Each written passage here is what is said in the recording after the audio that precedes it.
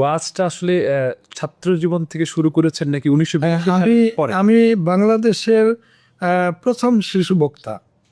এটা তোমরা হয়তো এবং দেশবাসী শুনে হয়তো আশ্চর্য হয়ে যাবে, তখন এই মিডিয়া জগৎ ছিল না, ইউটিউব, ফেসবুক, সোশ্যাল মিডিয়া এগুলি ছিল না, শুধু মাইক ছিল।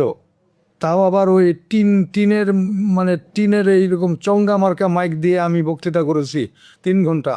তারপরে পরে অনেক পরে মাইক আসলো আর কি। আমি সেখানে প্রথম শিশু বক্তা ছিলাম। ফুলবাড়ি ওই কাঁচদহ ফাজিল মাদ্রাসায় জয়পুরহাট থেকে আমি আসছিলাম। তখন আমি ক্লাস 5-এর ছাত্র ছিলাম।